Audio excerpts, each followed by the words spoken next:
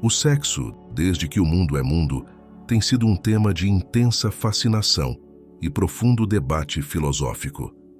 Filósofos de diferentes eras e culturas mergulharam nas profundezas desse fenômeno humano, buscando compreender sua essência, propósito e implicações. Para Platão, o amor e o sexo eram inextricavelmente ligados, sendo o desejo físico uma manifestação do anseio pela beleza eterna. Em O Banquete, ele descreve o amor como uma escada que leva da atração física à contemplação do divino. O desejo carnal, para Platão, era apenas o primeiro passo em uma jornada espiritual que culminava na união com o mundo das ideias, onde reside a verdadeira beleza e perfeição.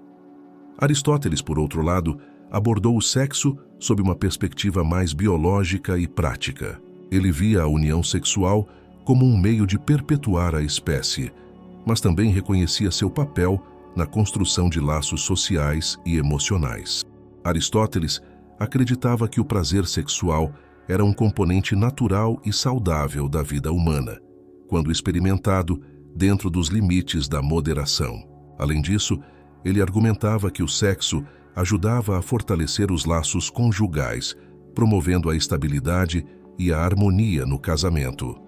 Avançando na história, encontramos os estoicos, que viam o sexo com certo ceticismo. Para filósofos como Epicteto e Sêneca, o sexo deveria ser controlado pela razão, evitando o excesso de paixões que poderia desviar o indivíduo do caminho da virtude. Eles ensinavam que o sábio deveria buscar a apatia, uma tranquilidade de espírito que só poderia ser alcançada pela renúncia às paixões desordenadas, incluindo o desejo sexual.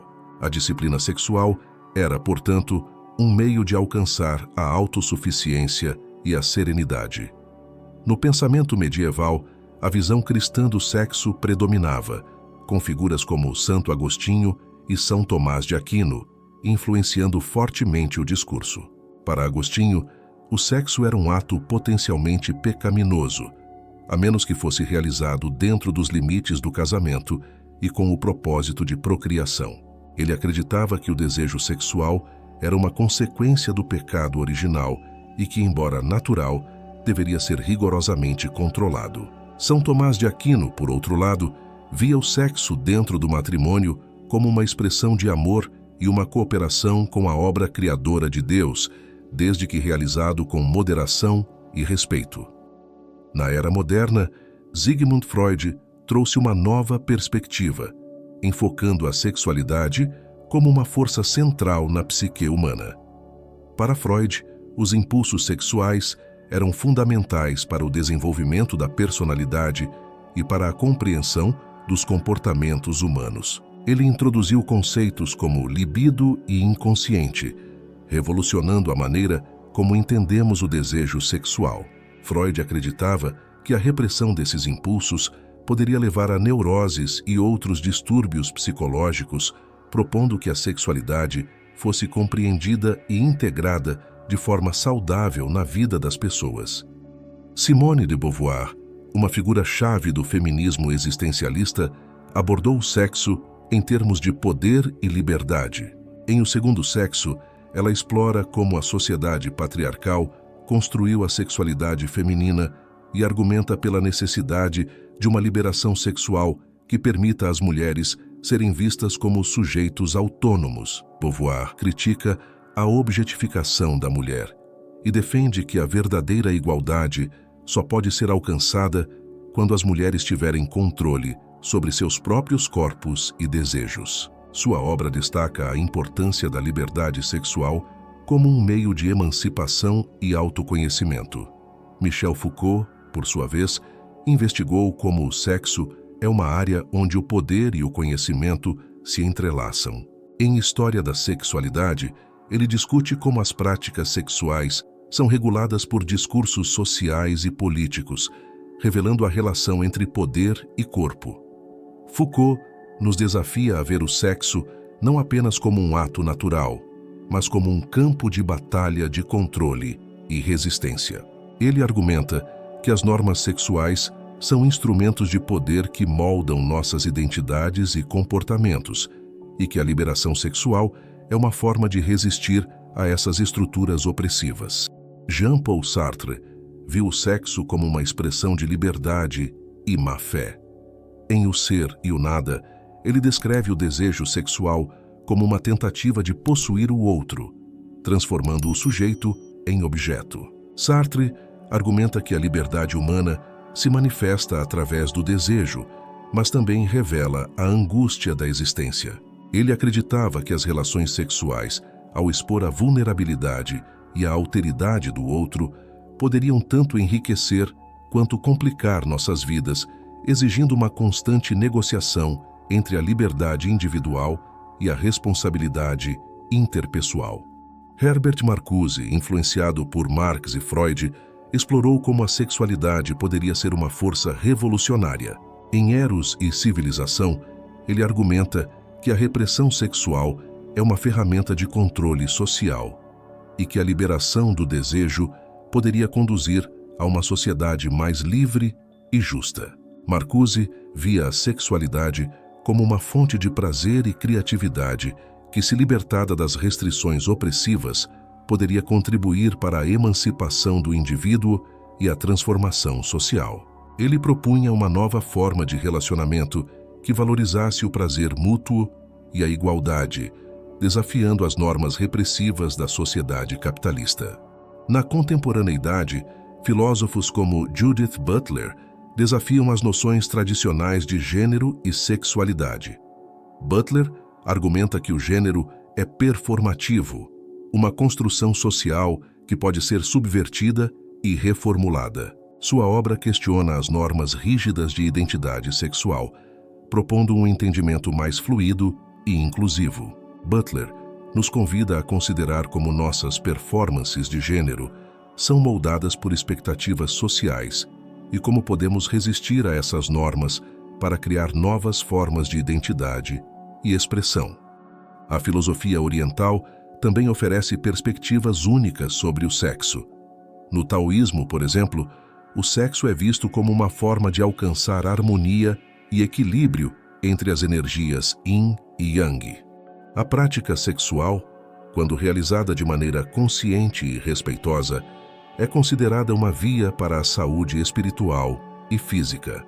Os ensinamentos taoístas enfatizam a importância da reciprocidade e do fluxo natural de energia durante o ato sexual, promovendo a longevidade e o bem-estar geral. Schopenhauer, com seu pessimismo característico, via o sexo como uma manifestação da vontade de viver, um impulso irracional e insaciável que causa sofrimento. Para ele, o desejo sexual era um exemplo de como a vontade cega nos escraviza, e a única escapatória seria a negação do desejo. Schopenhauer acreditava que o celibato e a renúncia aos prazeres sensoriais eram formas de alcançar a paz interior e reduzir o sofrimento inerente à existência humana. Nietzsche, em contraste, celebrou o sexo como uma expressão da vida e da potência. Em sua visão dionisíaca, o sexo era uma força criativa que poderia levar ao super-homem, uma forma de transcendência e afirmação da existência. Ele via o desejo como uma fonte de vitalidade e autenticidade, desafiando as restrições morais e sociais impostas pela tradição. Para Nietzsche, a celebração do instinto e do corpo era essencial para a superação dos valores decadentes e a criação de novos modos de vida. Para Kant, a moralidade sexual estava intimamente ligada à dignidade humana. Ele argumentava que usar o outro meramente como meio para a gratificação sexual era uma violação do princípio moral de tratar a humanidade como um fim em si mesmo. Kant via o casamento como um contexto em que o desejo sexual poderia ser moralmente legitimado, desde que baseado em respeito mútuo e compromisso. Ele acreditava que a sexualidade deveria ser regulada por princípios racionais que garantissem a dignidade e a igualdade de ambos os parceiros. Em contrapartida, os hedonistas, como Aristipo de Cirene, viam o prazer sexual como um dos maiores bens da vida. Para eles, O sexo era uma fonte de felicidade e bem-estar e deveria ser buscado sem culpa, desde que não causasse dano a outros. Essa filosofia celebra o prazer como um objetivo digno e natural, argumentando que a busca pelo prazer é uma parte essencial da condição humana e que a gratificação dos desejos sensuais pode levar a uma vida mais plena e satisfatória. Na filosofia budista, o sexo é visto como uma potencial distração do caminho para a iluminação. Os desejos carnais são considerados obstáculos que devem ser superados para alcançar a verdadeira liberdade espiritual. No entanto, o budismo também reconhece a importância da compaixão e do respeito nas relações sexuais. Práticas como o Tantra, dentro de algumas tradições budistas, buscam integrar a sexualidade na jornada espiritual, transformando o desejo em uma ferramenta para a meditação e o autoconhecimento. Na ética contemporânea, questões de consentimento, igualdade e justiça se tornaram centrais no debate sobre a sexualidade. Filósofos como Martha Nussbaum e Peter Singer discutem como práticas sexuais podem ser justas e respeitosas, promovendo o bem-estar de todos os envolvidos.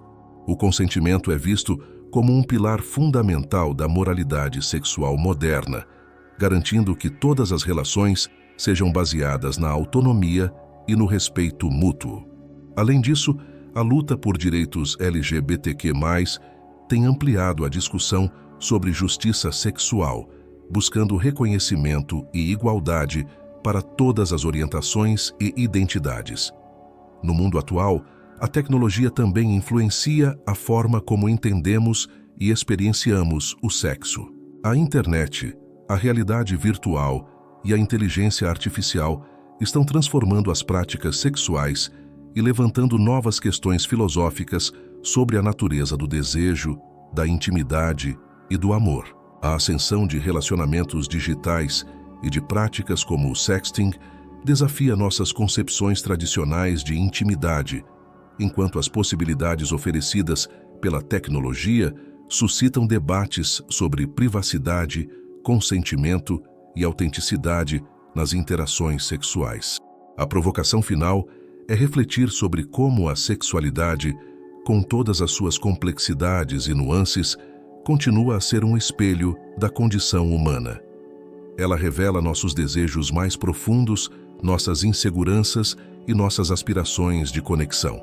Em última análise, a maneira como entendemos e vivenciamos o sexo pode dizer muito sobre quem somos como indivíduos e como sociedade.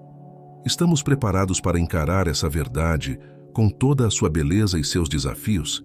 A reflexão sobre a sexualidade nos convida a um autoconhecimento mais profundo e a uma reavaliação constante de nossas normas e valores. Ao longo da história, o sexo tem sido uma força poderosa, moldando culturas, filosofias e vidas individuais. Como continuamos a explorar seu significado, somos convidados a examinar nossas próprias atitudes e crenças, questionando as normas estabelecidas e buscando uma compreensão mais profunda e autêntica de nós mesmos e dos outros. O que o futuro reserva para a filosofia do sexo? Só o tempo e nossa contínua busca por verdade poderão dizer. Obrigado pela atenção e até a próxima.